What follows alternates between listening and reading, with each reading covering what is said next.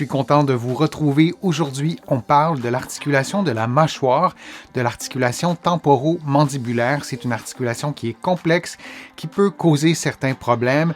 Vous le savez, les conseils que je vous donne ne remplacent pas les conseils d'un professionnel de la santé. Je vous invite à en consulter un. Vous allez trouver plusieurs informations, plusieurs conseils, plusieurs exercices dans mes livres, notamment Lève-toi et marche.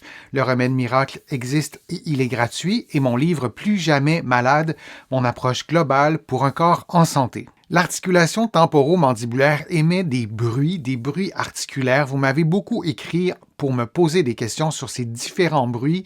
Est-ce que c'est dangereux? Est-ce que ça peut causer un problème maintenant? Est-ce que ça peut causer un problème plus tard? Et c'est vrai, c'est une articulation qui émet des clics, qui émet des cloques. Il y a des scrunchs aussi. Il y a vraiment une grande diversité de bruits articulaires. Mais avant de parler des bruits plus spécifiquement, on doit absolument réfléchir et regarder l'articulation temporomandibulaire un peu plus en détail. D'abord, ce qui est particulier à cette articulation, on a un disque qui ressemble c'est un peu une version hybride des ménisques du genou et d'un ligament. Ça permet à l'articulation de bouger de façon plus normale, d'effectuer son mouvement qui est assez complexe. On a aussi une capsule qui est une enveloppe de l'articulation. Il y a plusieurs articulations qui ont une capsule. On a bien sûr des ligaments qui, eux, stabilisent l'articulation, qui retiennent par exemple l'os à un autre. On a aussi des muscles à l'intérieur de la bouche. Quand on mastique, quand on mâche de la gomme, quand on bâille, on a besoin de nos muscles qui sont à l'intérieur de la bouche et on a aussi des muscles qui sont à l'extérieur de la bouche. Et ces muscles ont une particularité, ce sont des muscles qui sont généralement très puissants. On a également les dents qui sont là. Ils ne sont pas dans l'articulation de la mâchoire, mais ils interviennent, ils peuvent modifier aussi l'alignement, ils peuvent modifier le positionnement de la mâchoire selon le type d'occlusion que les dents vont permettre. Et on a aussi bien sûr des nerfs, on a des vaisseaux sanguins et il y a d'autres structures aussi que je n'ai pas élaborées, mais il y en a donc vraiment beaucoup.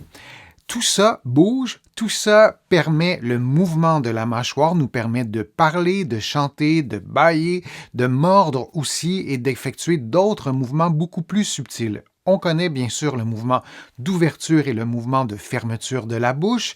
Évidemment, on a aussi dans les mouvements de la mâchoire, on a des mouvements sur le côté. Si vous placez votre main sur votre menton, êtes-vous capable de dévier votre menton, votre mâchoire d'un côté et de l'autre.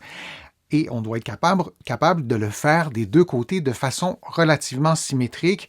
Et il y a d'autres mouvements plus fins que je n'énumérerai pas, mais on en a au moins 4.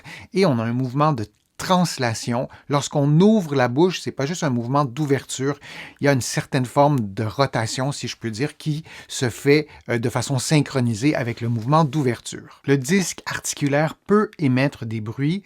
C'est une structure qui doit suivre le condyle lors notamment de l'ouverture de la bouche et parfois, pour différentes raisons, on a un disque qui ne suit pas. Ça peut être en raison de la forme de la mâchoire, ça peut être en raison de tension musculaire importante, ça peut être en raison d'asymétrie de votre posture, ça peut être vraiment plusieurs raisons. On peut avoir eu un traumatisme, on peut avoir un coup, un impact direct sur la mâchoire et donc le disque ne suit pas bien le condyle lorsque on ouvre notamment la bouche. Je vous montre ce que ça donne.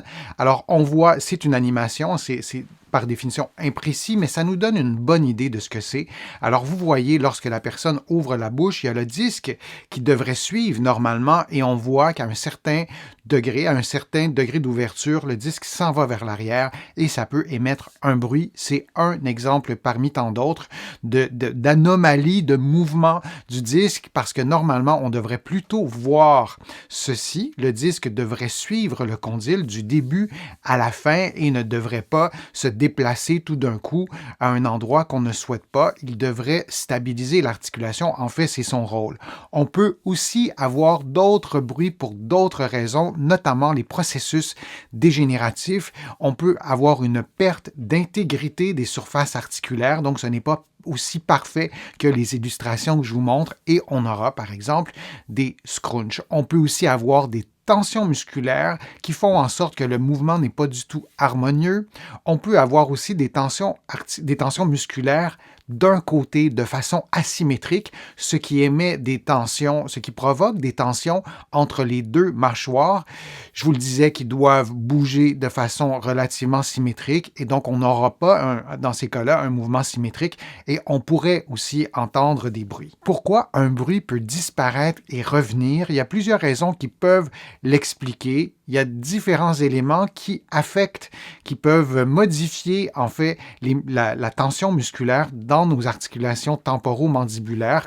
Le stress est une des premières causes et donc si on a des tensions musculaires qui changent, bien, on peut avoir des bruits qui sont présents ou absents. Parfois, il y a des phénomènes aussi d'adaptation. Le corps va s'adapter. On va un peu moins ouvrir la bouche. Sans s'en rendre compte, on aura des mouvements qu'on ne fera plus ou qu'on ne fera plus de la même façon et les bruits pourront disparaître. On a aussi la fatigue musculaire. Parfois, la mâchoire bouge différemment si on est fatigué, si nos muscles sont fatigués ou si nous, on a une certaine fatigue parce qu'on a moins bien dormi, parce qu'on a eu du surmenage. Et aussi l'altération de la coordination. Dans plusieurs contextes, notre coordination peut être modifiée et là aussi, on pourrait entendre ou pas entendre certains bruits articulaires.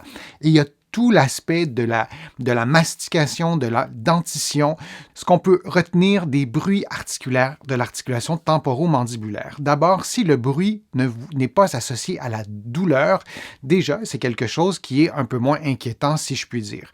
À l'inverse, si vous avez une douleur quand le bruit se manifeste et si vous avez aussi une perte de mobilité, il y a des gens qui vont me dire « j'ai un bruit articulaire et j'ai une perte de mobilité associée, je n'arrive pas à fermer au complet, je n'arrive pas à ouvrir au complet. » Là, je pense que c'est nécessaire de consulter si le problème ne rentre pas dans l'ordre par lui-même et que le problème n'est pas récurrent.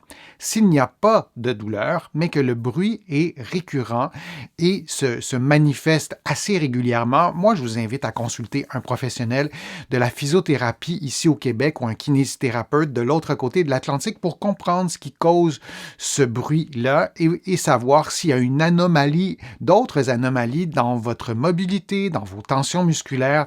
Parfois, le corps s'adapte vraiment très bien et dissimule d'autres problèmes qu'on ne perçoit pas. Et parfois, il s'agit d'un bruit qui est inoffensif, qui ne causera pas, par exemple, une usure prématurée de certaines surfaces articulaires. Et si le bruit ne vous dérange pas, il n'y a pas d'autres interventions. Mais si le bruit pourrait être associé à des choses qui seraient peut-être dommageables à long terme, ces professionnels pourront vous guider dans un traitement ou dans un programme d'exercice ou dans des conseils liés notamment à la mastication, à l'ouverture et à la mobilité. J'espère que mes conseils vous ont été utiles. Je vous remercie de votre présence. Je vous remercie de vos interactions aussi sur les réseaux sociaux. Merci également pour vos contributions. Vous le savez, sans elles, je ne pourrais pas vous produire autant de nouveaux contenus. Vous pouvez contribuer à mes plateformes en cliquant sur le petit cœur sur YouTube ou vous allez sur mon site web, le www.denisfortier.ca et vous allez pouvoir contribuer de différentes façons. Parlant de mon site web, vous pouvez vous abonner gratuitement à l'infolettre et vous pouvez aussi recevoir des courriels thématiques sur des sujets qui vous intéresseront. Vous allez trouver plusieurs informations, plusieurs exercices dans mes livres que vous pouvez trouver partout au Canada et aussi de l'autre côté de l'Atlantique. Je suis Denis Fortier. Je vous remercie beaucoup. À bientôt.